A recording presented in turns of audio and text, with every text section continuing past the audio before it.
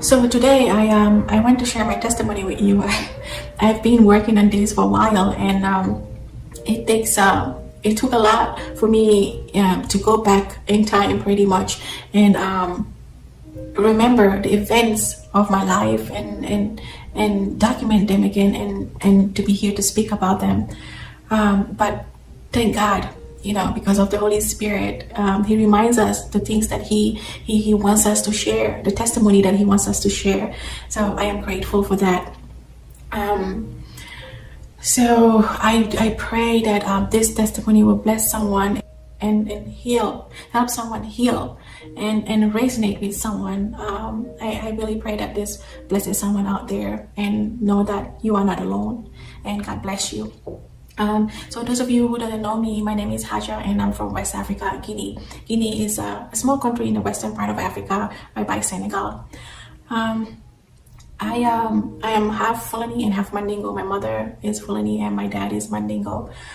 Those two tribes are usually really against each other, and there's usually some sort of a civil war between them. But my mom and dad managed to get married. Both of the families, like my mother's family and my dad's family, wasn't too okay with it because, my dad being Mandingo and my mom being Fulani. But they got married, and then they had me and my little brother. So I remember my dad growing up. He was a very, very strict Muslim man. He was a madras, very strict about Islam and about everything that has to do with Islam. He literally wanted to live by the book, and he did pretty much. So he married my mother, and I remember at age 3, my dad used to abuse my mom, abuse her quite often, really beat her. And till this day I remember the screams and the cries, and he would turn off the lights, and I remember he would go and open the fridge and get cold water and come pour it on my mother and beat her up and hit her and keep pouring the cold water on her and hit her.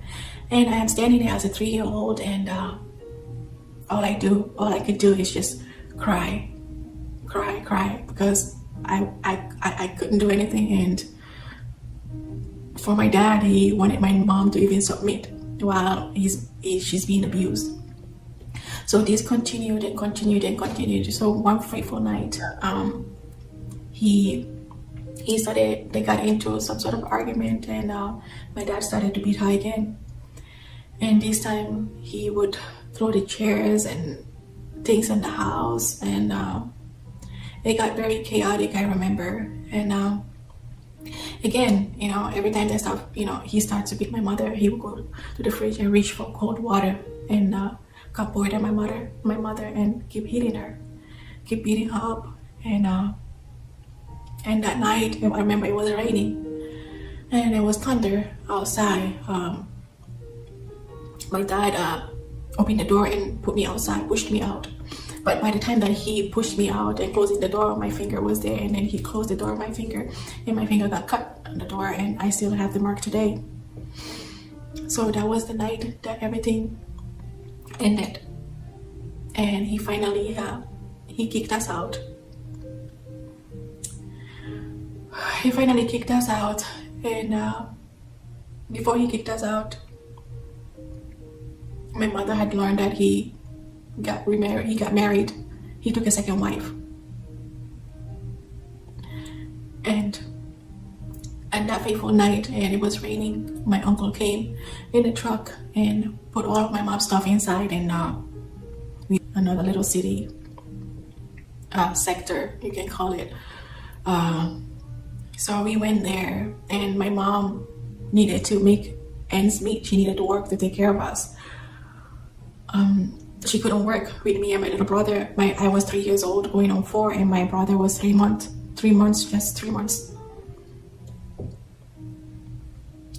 And but she had nowhere to take us because my mother lost her father and her mother when she was also young. But she had her aunt, which I knew as my grandmother. So she was in Pita, so my mom decided to take us to Pita. So when my mom took us to Pita, we arrived there. My grandmother, lovely woman, showed me so much love and beautiful. Everybody loved her. So we lived with her, and I started going to school. But for some reason, I was really good at hiding my pain. I had a relationship with my dad. I missed my dad, but I also didn't want my mom to be abused. So I kind of had to choose which feeling that I had to hold on to at age 3. So we started going to school, and I was very vibrant, very smart, loved to play in teams, and I don't know how I did as a child to block that part of me, and that sad part of me, and just try to be happy. And but deep down, something was missing. I missed my dad, because although he was who he was, but he would take me out dancing.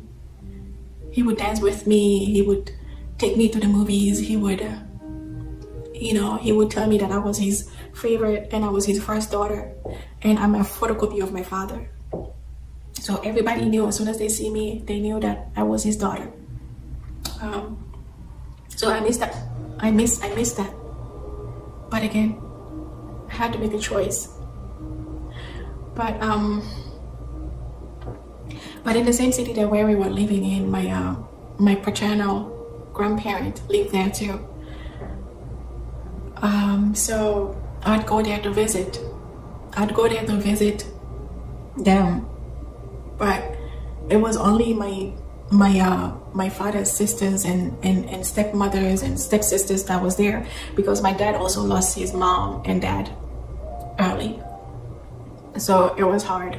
But my stepmother, my father's stepmother was nice. So I'll go there, and that was the closest I could feel from being close to my dad, if that makes any sense. I was looking for some way to still connect with my dad. So I would go over there, and so when I started going there, and I was going on 4 years old, my uncle would molest me. He would molest me, and I remember it being so painful. So painful. I remember telling him to stop.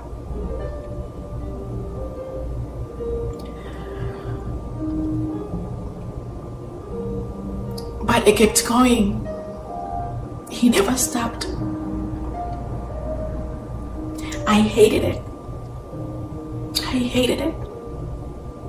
Because it was so painful. But he also told me that if I ever told anyone that I would never see my father again. So I kept quiet because I wanted to see my dad. So this went on for a long time.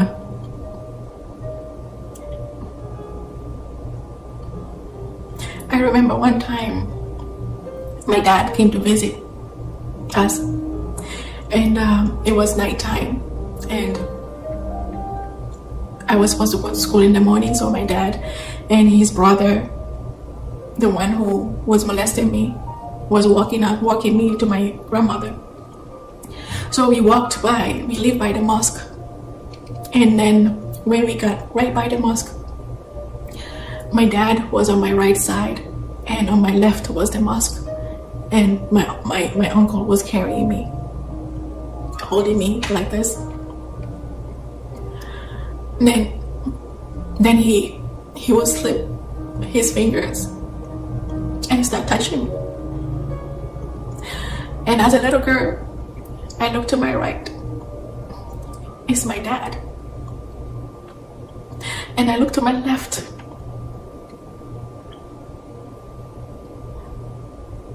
It's the mosque. It's Allah's house.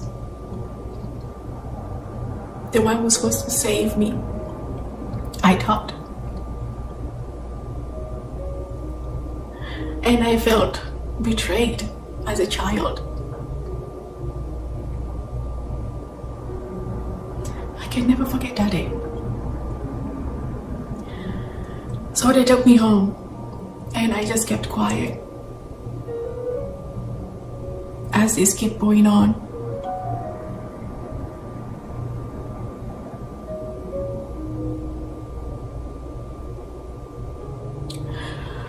I thought my father and Allah both failed me.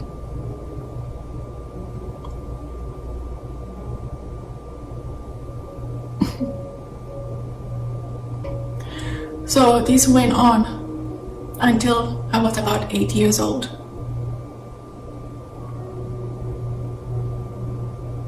It didn't stop. I started being resentful. I started being sad. But you can't say anything.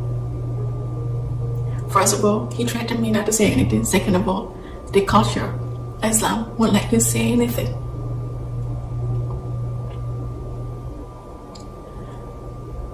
And then around at 8 years old, my aunt, my dad's stepsister, started to molest me. I call her Yayang Hadiah Fufana.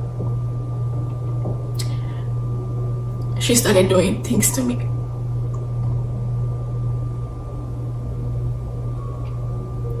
That was hideous.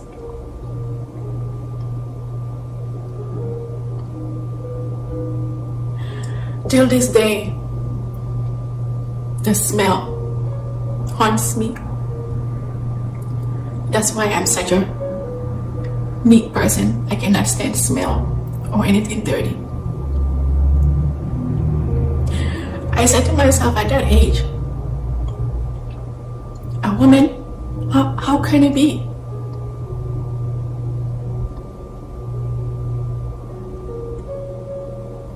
And she told me the same thing. She said, do not say anything, because if you ever say anything, I'll make sure you're not going to see your father. At that point, I didn't even care anymore.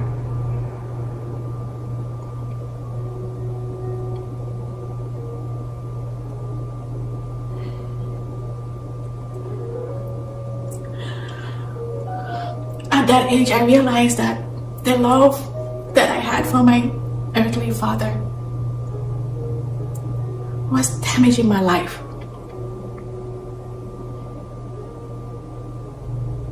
And I started not participating in school. I started withdrawing from people.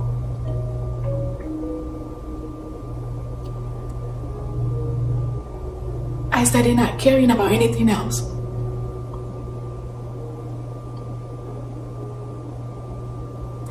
I remember I used to cry to Allah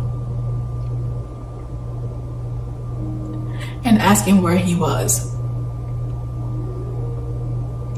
Never had an answer.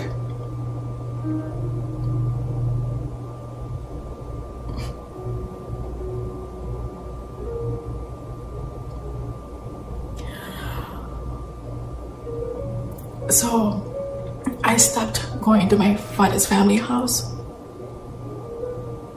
because my dad would only come to visit us once a year or every 2 years. So I stopped.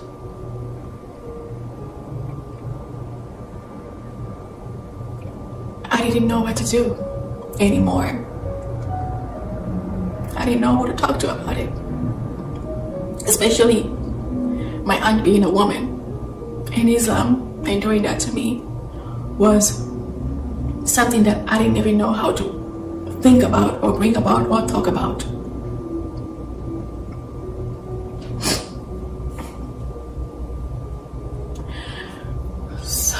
So a couple years later, at age 11,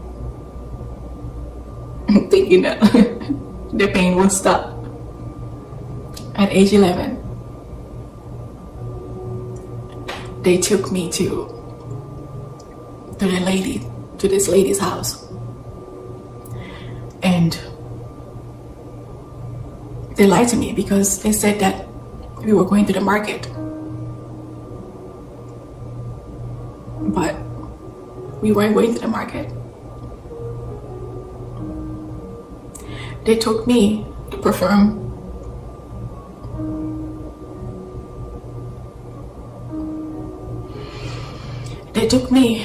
to undergo female genital mutilation, short for FGM.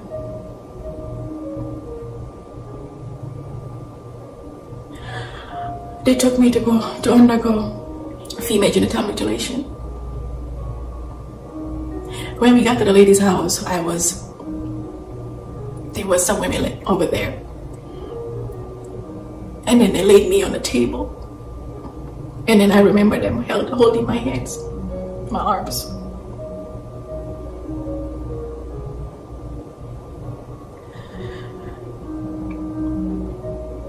And I remember the lady injecting me with I don't know what. And I instantly felt like I cannot explain. I felt this burn, this heat, like my inside was burning. And then I managed to wiggle and get off the table and run, but I couldn't run. So they brought me back to the table and they laid me back down. And she cut me.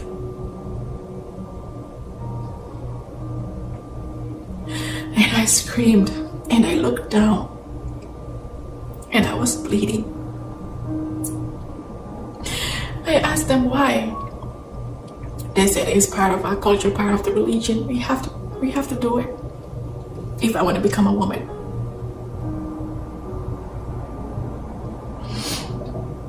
So they picked me up after they were done. And they took me back to my grandmother.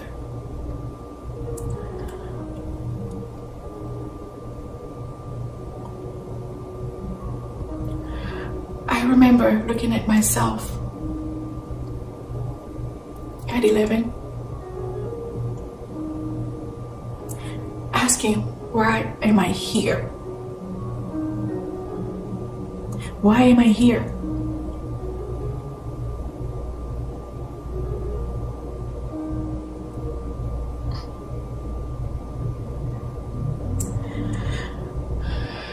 This was horrifying.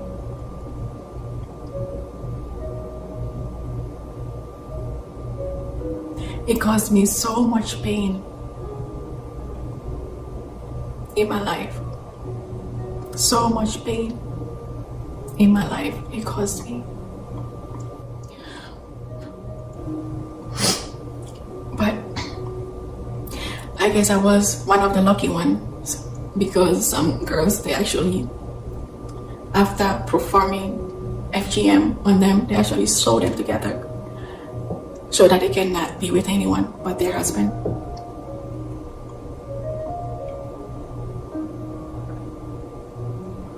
And when I healed from that,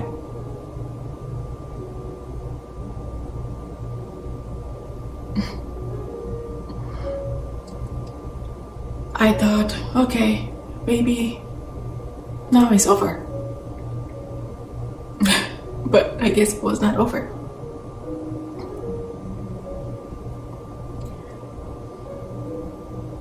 I let little bit later, Karmako Sharif, Islamic teacher,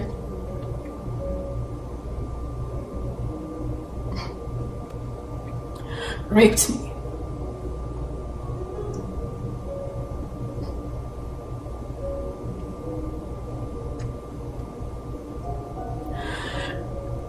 When that happened,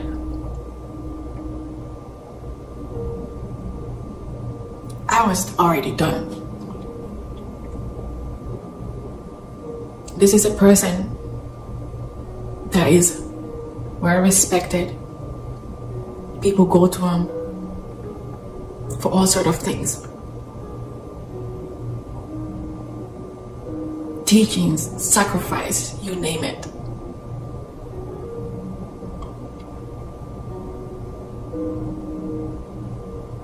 I was done. I was completely done. So after that, at age 13, my mother later brought me to America to study and be with my uncle here and study. So I came and I went to high school. I went to high school and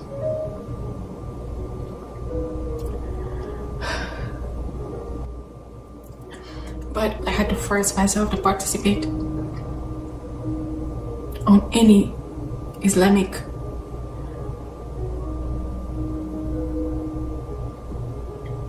on religious applications.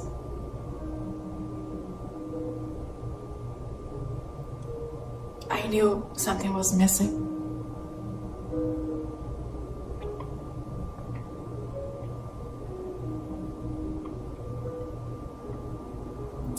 So I went to high school and I was working, going to school, working at age 13, 14, working, braiding hair, nighttime, daytime, long hours, and then go to school to try to support my family at the same time, my mom and my brother. So it wasn't easy. I felt like Cinderella without the prince.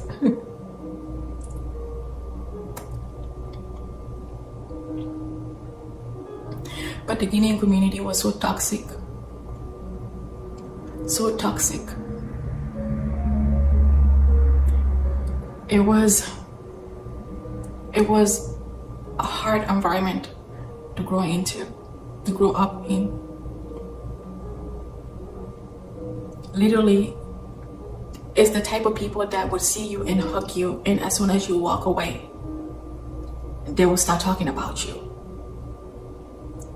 And I knew I was different. Everyone had something to say about me. But I did not know why I was different.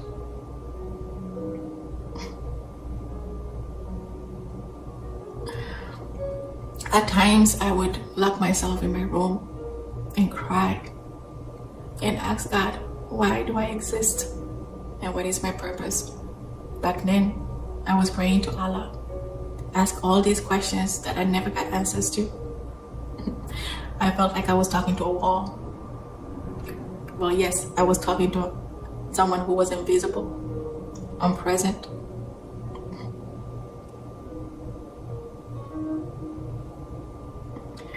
The pain and the sorrow that I had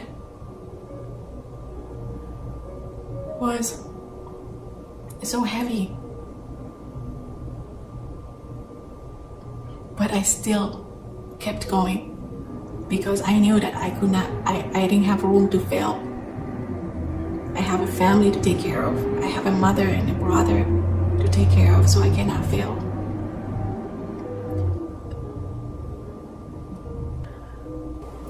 So God was trying to move me out of that community, the Guinean community. So I left after so much pain, and I felt like I didn't belong there. I felt like an outcast. Matter of fact, I was the black sheep. Everyone had something to say about Haja.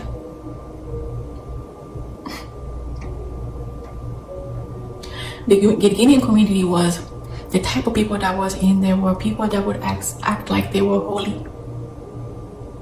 Oh, I'm Muslim, I'm holy. And then behind closed doors, their sins, the stuff that they do, you cannot even talk about. It was so fake. I couldn't take it. I wanted something different. So I left the Guinean community.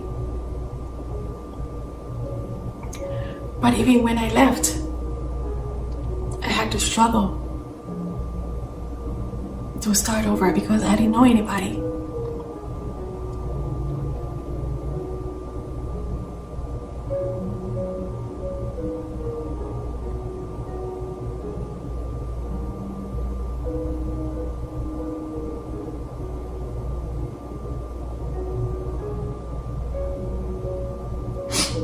So when I left, I tried to talk to my mother.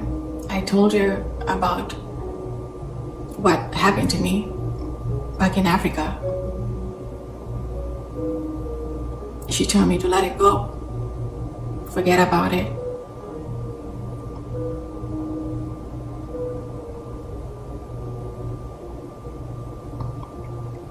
Don't talk about it.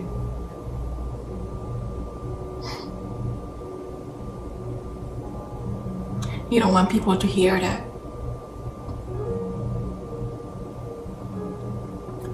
And I tried telling my dad about what happened also.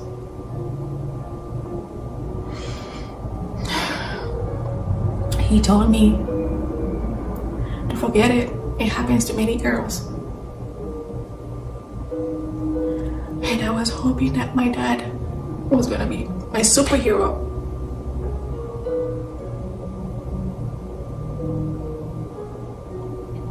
But he didn't come to my rescue. They were more worried about covering up. In Islam, the community, you cannot talk about those things. It's gonna bring the family name down. I'm like, wow. I expected my mom to say that, but I didn't expect my dad to say that. The reason why I said that is because growing up in Africa, my mom used to beat me up blue black. Even when I was going through all of those things in Pita, she heard that I wasn't studying anymore, doing good at school. I used to be first. Then I went to 26. I remember one night she came to my grandmother, and as soon as I opened the door to get into the house, she slapped me to the ground and sit on my neck and started choking me. That's how she always beats me up, by sitting on my neck, my chest area here, and hold my neck.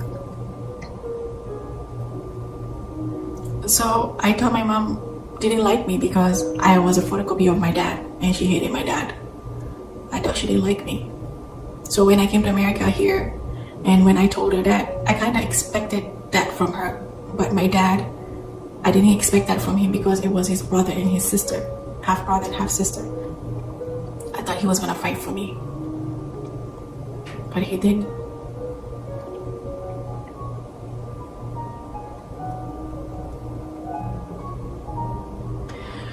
So at that time, I no longer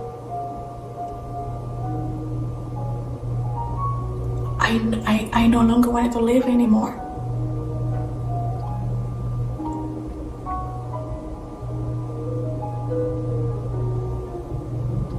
So I tried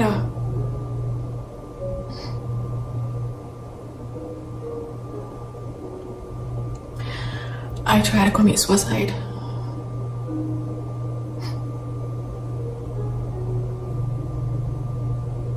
but it didn't work. I didn't die.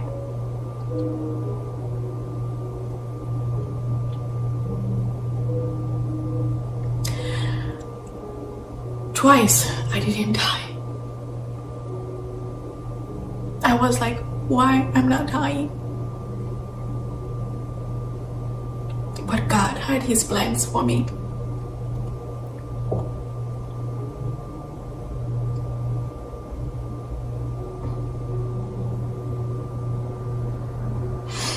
So after that, I was praying. I was praying to Allah.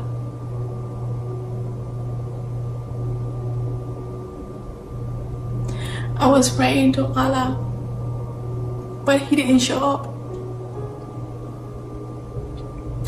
I went to sleep.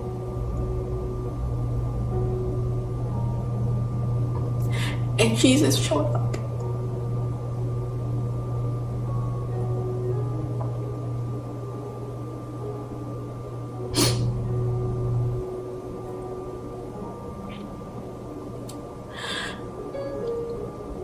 I had a dream. I was walking in this house. It wasn't a house, it was more like a mansion. But everything was so pure and marble white. As I walked up to the stairs, on my right side, there was a picture. And it was Jesus. And you saw that picture. I knew it's an all-knowing. And then on my left side, there was a stairwell going up. But there was light, this bright light shining through. You could not see farther. You could not see farther down.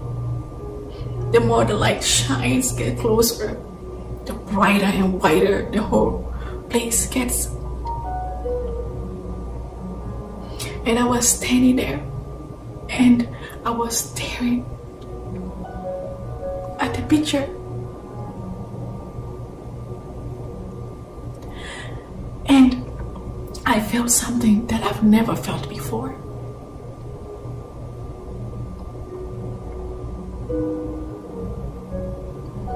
And that's when I woke up.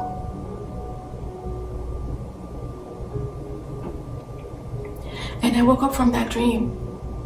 And I told my mother, I said, I had a dream about Jesus. She said to me, it's okay, he's just a prophet. So I didn't think much of it. I let it go. But then my spirit, there's something in my spirit was kind of like nagging me. But then one day I was with one of my friends at a restaurant eating. And she asked me, she's like, Haja, you should come to church with me. And I said to her that, no, I'm Muslim. I'm not going to go to church. I don't go to church. And then after that, I shared my dream with her. And she said, I really think you should come with me to church. And I said, no, I'm not going. I'm Muslim. We don't go to church and whatever. And I was eating. I had a piece of chicken like right here eating. And it felt like someone slapped that chicken off my hand. It just went flying down to the floor. And I was like, what is happening? She thought it was funny, but I was petrified. I was like, this is like really, really, really crazy, because there's no way this could happen. It seems like literally someone slapped that chicken out of my hand. It just went over there. And we just laughed about it. And then I said to her, you know what? I'll come to church with you, so she can just get off my back. So then we went to church together. And I was sitting there. And I was listening to the choir singing. And I was looking at their faces. I'm like, how can someone love God so much? Like, I can see the love. I can see the love of Christ on their faces. I can hear in their voices. It was just so beautiful. And then after that, the preacher started preaching. And then when he was preaching, I felt like he was speaking to me. I was like, why is this man talking about me? And I didn't say anything, and I just kept sitting there. And then at the end of the service, he asked me, he's like, do you want to give your life to Christ? I was like, no, I gotta think about it. And then he's like, okay, no problem. Let me pray for you. So he prayed for me. I let him pray for me, and I went back home. So that night when I went back home, I kept thinking about the songs that those girls were singing, how beautiful it was, and the way I felt, the peace and the calmness, and it was just different. And I said, this is I got very, very confused, and I was scared. But I felt like something was happening in my spirit. But I didn't know what was happening. So I had to pray and ask God a big question. So I got on my knees and I started praying. I said to God, God, I know this one religion all my life. But if Jesus Christ is your son and he is God, please prove it to me, because I need to know.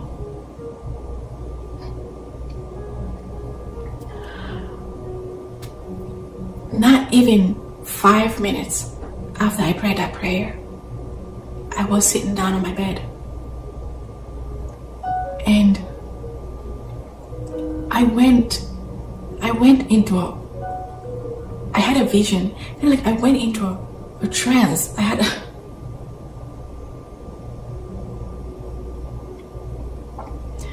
a vision because I wasn't sleeping, and again Jesus appeared to me.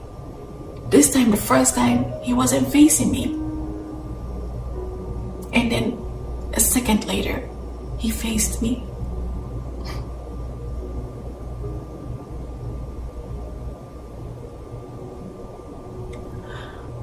When he faced me, I knew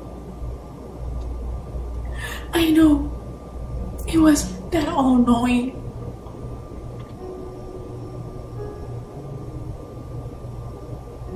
And then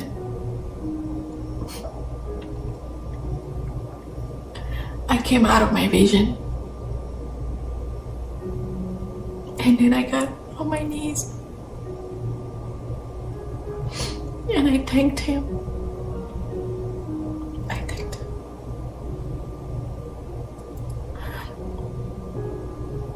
I felt like my heart was moving. I felt like my organs was being rearranged or something. I can't explain it. I felt peace. Peace that I have never felt in my life.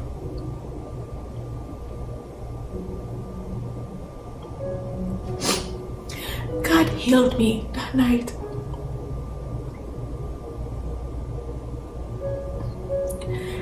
I slept like a baby, which I didn't sleep well for a long time because I had panic attacks and nightmares, you name it. I went to sleep. I slept like a baby. And then God gave me another dream. This time I saw the pastor and he was preaching, and I saw his clothes and his shoes, and then the next day I woke up, I was excited to go to church on the Wednesday.